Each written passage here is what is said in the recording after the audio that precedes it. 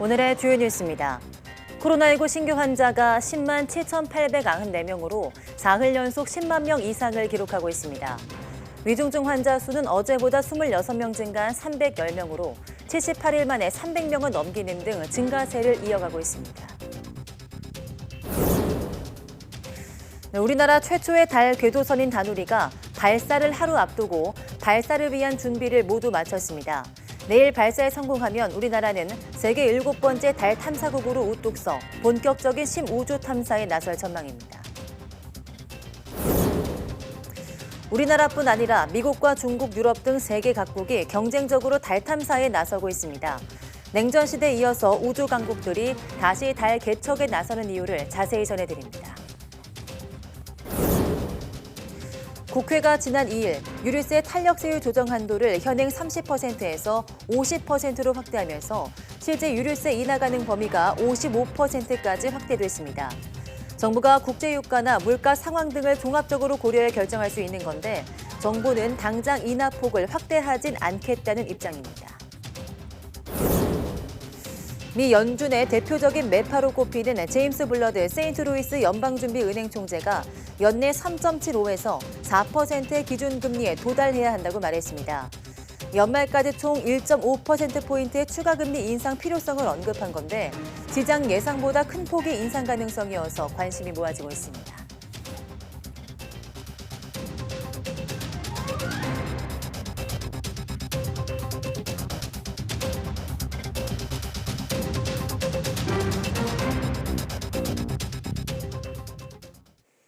네, 여러분 안녕하십니까? 8월 4일 사이언스 투데이입니다. 오늘 0시 기준 코로나19 신규 환자가 어제보다 12,000여 명 적은 10만 7,894명으로 집계됐습니다. 일주일 전보다는 1.2배 늘었습니다. 신규 환자 가운데 해외 유입 사례는 435명이고 국내 발생 사례는 10만 7,459명입니다. 위중증 환자는 어제보다 26명 증가한 310명으로 78일 만에 300명을 넘었습니다. 하루 새 숨진 환자는 34명으로 누적 사망자는 2만 5,144명, 치명률은 0.12%입니다. 미국 보건당국이 이르면 이번 주 코로나19 감염자 격리와 사회적 거리 두기 등의 관련 권고사항을 완화할 예정이라고 CNN 방송이 보도했습니다. CNN은 미 질병통제예방센터가 학교와 지역사회에서 현재 통용되는 코로나19 가이드라인을 업데이트할 예정이라면서 이같이 전했습니다. CNN이 입수한 계획안에 따르면 학교에서 바이러스 확산 여부를 모니터링하기 위해 정기적으로 했던 검사도 완화하는 등 일부 완화 사항은 이르면 이번 주 시행될 예정입니다. 하지만 이들 사항은 교육계와 보건계에 전달돼 검토 중이며 아직 확정되진 않았다고 CNN은 설명했습니다. 네, 더운 여름에도 누구나 시원한 에어컨 바람을 쐴 수 있는 곳, 바로 무더위 쉼터인데요. 최근 코로나19 확진자가 크게 늘면서 혹시라도 쉼터가 문을 닫지 않을까 걱정하는 목소리가 커지고 있습니다. 안동준 기자가 현장을 다녀왔습니다. 비가 그치고 다시 찾아온 더위. 서울시가 무더위 쉼터로 지정한 마포구의 한 경로당엔 한여름 열기를 피해 모인 어르신들로 꽉 찼습니다. 시원한 에어컨 바람을 쐬며 담소를 나누거나 춤을 배우면 더위는 어느새 저만치 물러갑니다. 혼자서 에어컨 키기가 힘들잖아요. 그 여기 오면 시원하고 또 여러분들 간식도 먹고 식사도 하고 그래 경로당이 없었으면 이분들이 어떻게 깼나. 무더위 쉼터는 에어컨도 없이 한여름을 참아내야 하는 사람들을 위해 전국 지자체들이 지난 2008년부터 운영해온 제도입니다. 무더위 쉼터로 지정된 경로당이나 복지관은 폭염특보가 내려지면 운영 시간을 늘려 어르신들이 더 시원하게 여름을 날 수 있게 도와줍니다. 최근엔 관내 숙박시설과 연계해 야간에도 이용할 수 있도록 하는 안전숙소도 운영하고 있습니다. 서울에만 무더위 쉼터가 4천여 곳에 달하는데 온열질환 사망률이 높은 노인층에겐 꼭 필요한 공간입니다. 하지만 최근 코로나가 재확산하며 어르신들은 여름철 오아시스 같은 무더위 쉼터가 혹시라도 다시 문을 닫지 않을까 걱정하고 있습니다. 실제로 지난달 27일 보건복지부는 고위험군이 많은 노인복지시설의 프로그램 운영이나 취식 제한을 검토하고 있다고 밝히기도 했습니다. 아이고 문 닫으면 안 돼. 문 닫으면 안 돼. 이 복지관 문 닫으면 안 돼. 복지관 문 닫으면 이 노인네들 어디로 가?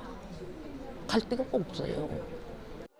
서울시와 행정안전부는 일단 당장 노인복지시설이나 무더위 쉼터에 문을 닫을 계획은 없다는 입장입니다.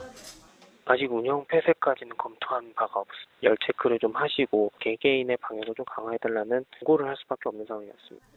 다만 신규 확진자 수가 더 늘어나면 운영 중단도 배제할 수 없는 만큼 무더위 쉼터 이용객들은 쉽사리 마음을 놓을 수 없습니다. 문을 닫았는데 안 닫으면 좋은데 만일 닫는다면 어디 갈 곳이 없잖아요. 너무나 걱정이 돼, 진짜 아주. 안 닫았으면 쓰겠어, 정말로. 기록적인 폭염과 코로나19 재확산이 동시에 찾아온 상황에서 어르신을 포함한 취약계층이 건강하고 무사히 여름철을 날 수 있도록 정부의 세심한 고려가 필요해 보입니다. YTN 안동준입니다. 세계보건기구 WHO는 가뭄과 코로나19, 우크라이나 전쟁이 겹치면서 아프리카 대륙 북동부인 아프리카 뿔 지역이 심각한 식량 위기를 겪고 있다고 밝혔습니다. WHO는 아프리카 뿔 지역에 있는 케냐와 소말리아, 에티오피아 등 7개 나라에서 8천만 명 이상의 식량 불안에 시달린다고 진단했습니다. 특히 이 가운데 3,750만 명은 식량 안보 단계에서 위기에 속하는 3단계로 분류된다고 덧붙였습니다. 유엔은 식량 상황의 심각성 정도에 따라 정상과 경고, 위기, 비상, 기근 등 5단계로 구분하고 있습니다.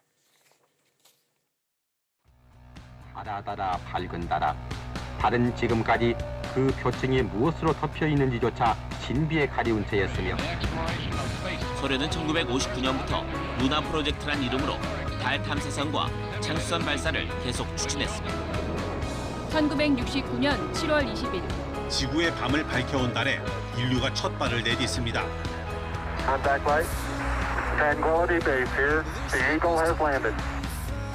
아폴로 11호에 탑승한 닐 암스트롱은 인류 최초의 발자국을 달에 남깁니다.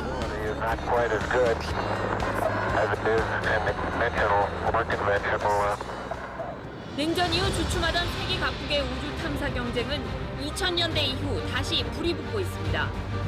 2016년 개발을 시작한 달 궤도선은 KPLO로 불려왔습니다. 대한민국 최초의 달 궤도 탐사선의 이름이 다누리로 정해졌습니다. 달을 남김없이 모두 누리고 오라는 의미가 담겼습니다. 발사장에 도착한 다누리는 스페이스X의 펠컨 9 로켓에 실려 발사됩니다. 이 가운데 핵심 임무는 한국형 달 착륙선과 나사의 유인 달 착륙선의 착륙 후보지를 찾는 겁니다. 달 정밀 지도 제작, 우주 인터넷 기술 검증 등의 임무를 수행하게 됩니다. 달 상공 100km를 돌며 1년 동안 다양한 과학 임무를 수행할 예정입니다. 다누리가 성공하면 우리나라는 7번째 달 탐사국이 됩니다. 달 궤도선 발사를 시작으로 본격적으로 달 탐사에 나선 우리나라.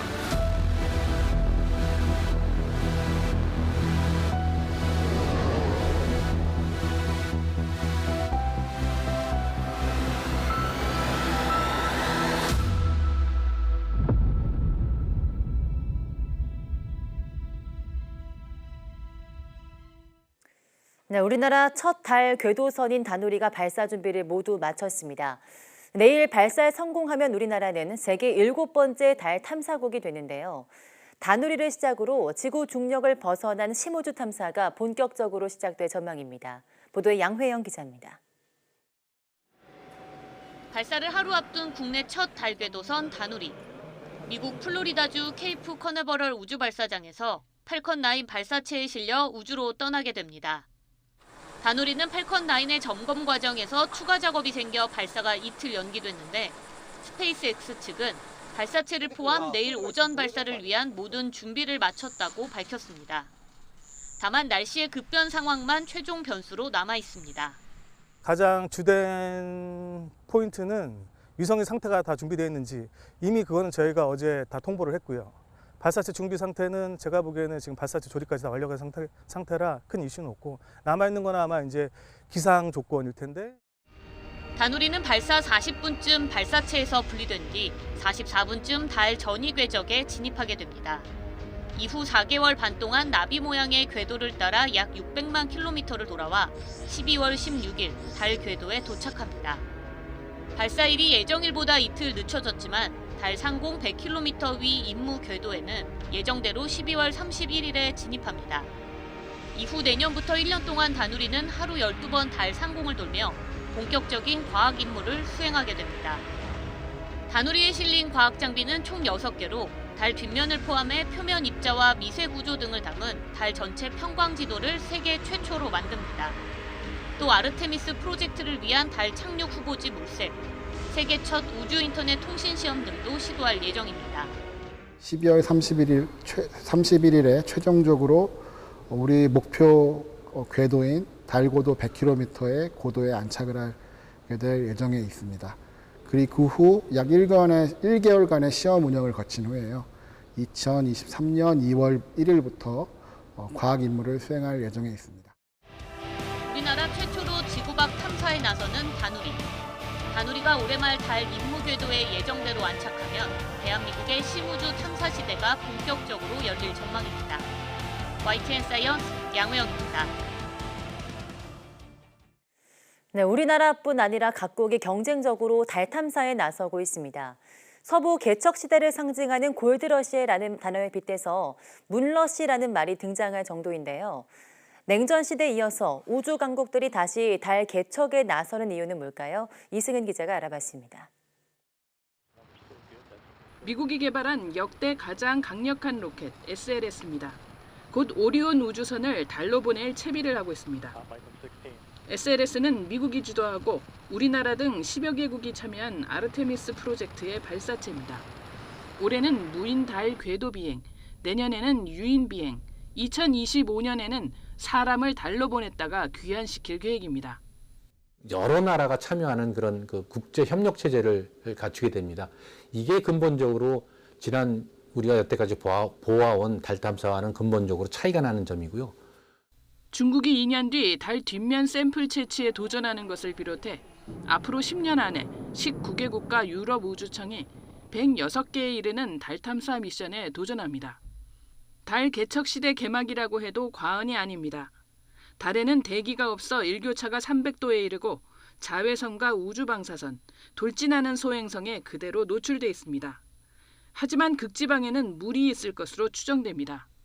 분해하면 사람이 숨 쉴 때 필요한 산소와 연료로 쓰일 수 있는 수소를 얻을 수 있습니다.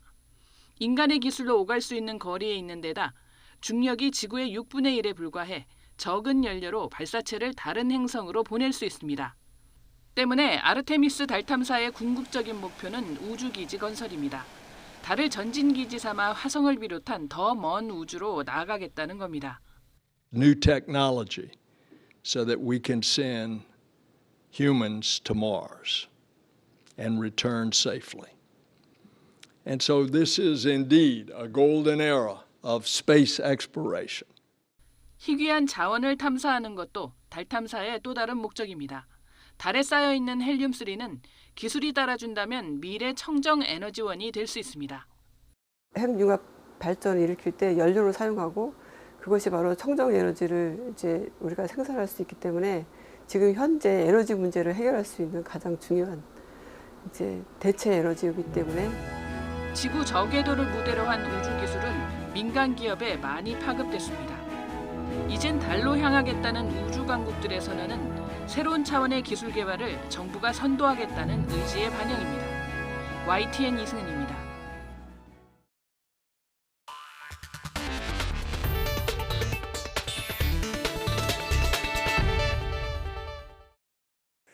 용접이나 음료수 등에 쓰이는 액화탄산가스의 가격을 서로 짜고 올린 업체들이 적발됐습니다. 공정거래위원회는 선도화학과 태경케미컬 등 9개 업체에 시정 명령과 함께 모두 53억 3천만 원의 과징금을 부과한다고 밝혔습니다. 이들은 현대미포조선 등 4개 조선사의 액화탄산가스 구매 입찰 가격 수준을 서로 맞췄는데 지난 2017년 7월부터 1년 넘게 이루어진 담합으로 평균 낙찰가는 40% 넘게 뛰었습니다. 적발 업체들은 자신들의 경쟁자인 충전소의 입찰 참여를 막기 위해서 충전소에 공급하는 액화탄산가스 판매 가격도 올린 것으로 공정위 조사 결과 드러났습니다. 네, 국토교통부는 현대차와 벤츠코리아, 포드코리아, 다산중공업에서 제작하거나 수입 판매한 16개 차종 5만 2천여 대에서 제작 결함이 발견돼 자발적으로 시정 조치 리콜한다고 밝혔습니다. 해당 차량은 내부 부품 불량 등으로 리콜 대상이 됐으며 각 제작 판매사의 공식 서비스 센터 등에서 무상 수리받을 수 있습니다. 제작사는 자동차 소유자에게 우편과 휴대전화 문자 메시지로 시정 방법 등을 알릴 예정이며 리콜 전 자비로 수리한 경우 제작사에 비용 보상을 신청할 수 있습니다. 미국 중앙은행인 연방준비제도의 대표적인 매파, 즉 통화긴축 선호 인사로 꼽히는 제임스 블러드 세인트루이스 연방준비은행 총재가 시장 예상보다 큰 폭의 추가 금리 인상을 전망했습니다. 블러드 총재는 현지 시간 3일 CNBC 방송과의 인터뷰에서 올해 우리는 3.75에서 4%의 기준금리에 도달해야 한다고 말했습니다. 현재 기준금리가 2.25에서 2.5% 수준이라는 점을 고려하면 연말까지 총 1.5%포인트의 추가금리 인상의 필요성을 언급한 것으로 풀이됩니다. 이는 시장의 예상을 넘어서는 수준입니다.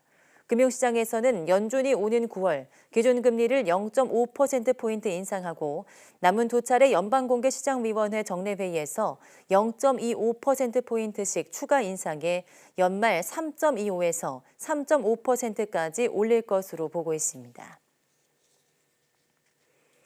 네, 기름값이 요새 내렸다지만 여전히 리터당 1,800원에서 1,900원대로 지난해보다 크게 비싸기만 합니다.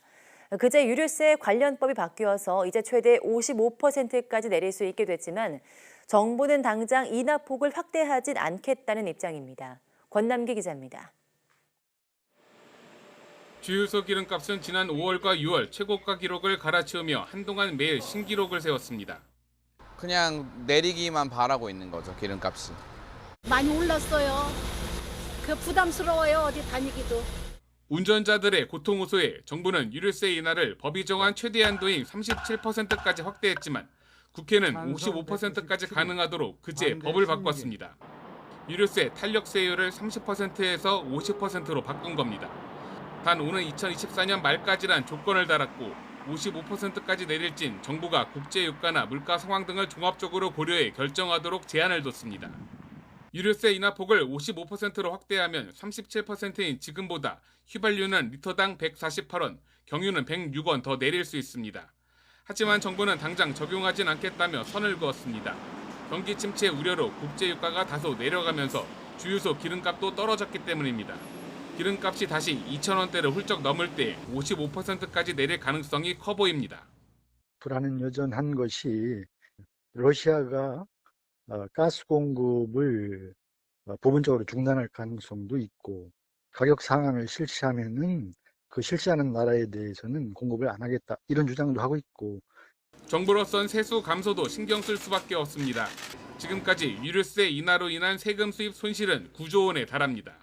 적정한 시점에 필요할 경우에 저희들이 50% 탄력세율 조항을 적용하고 그렇지 않을 수 있는 상황이 왔으면 제일 좋겠습니다. 여기에 유류세 인하의 혜택 대부분을 정유사나 주유소가 가져갔다는 논란까지 이어지면서 당분간 추가 인하를 기대하긴 어려워 보입니다. YTN 권남기입니다. 네, 국제유가를 안정시키기 위해서 조 바이든 미국 대통령이 껄끄러운 관계인 사우디아라비아를 방문하기까지 했는데 산유국 협의체인 오펙 플러스는 되레 증산량을 대폭 줄였습니다. 바이든 대통령의 리더십이 정치적 모욕적 수준의 미미한 증산량이라는 평가까지 나왔습니다. 보도에 김상호 기자입니다. 석유 수출기구 오페크와 러시아 등 비오페크 주요 산유국들의 협의체인 오페크 플러스가 정례 회의를 열어 원유 증산량을 논의했습니다. 오페크 플러스는 성명에서 다음 달 원유 증산량을 하루 10만 배럴에 합의했다고 밝혔습니다. 이는 지난달과 이달 증산량인 하루 약 65만 배럴의 15%에 불과한 양으로 증산량이 크게 후퇴한 것입니다. 로이터 통신 등 외신은 글로벌 수요에 불과 0.1% 증산에 그쳤고 현재 국제 에너지 위기에 거의 도움이 되지 않는 수준의 증산량이라고 보도했습니다.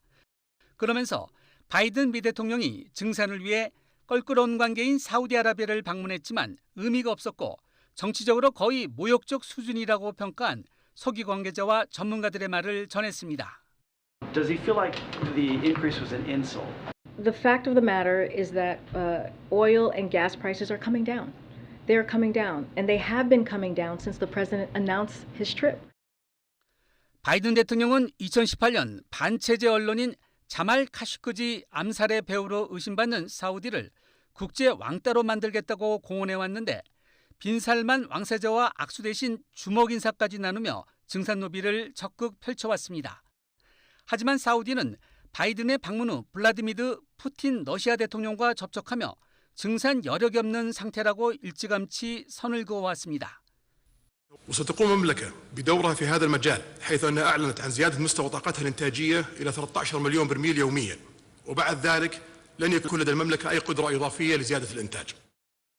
미국은 심지어 오페크 플러스의 정례 회의 전날 산유국의 석유 증산을 끌어내기 위해 사우디와 아랍에미리트의 무기 수출을 승인하는 등 유화적 태도를 취하기도 했는데 오페크 플러스의 이번 결정은 되레 찬물을 끼얹은 셈입니다. 다음 오페크 플러스 정례회의는 다음 달 5일 열릴 예정인데 향후 증산 전망도 불투명하다고 전문가들은 내다봤습니다. YTN 김상호입니다.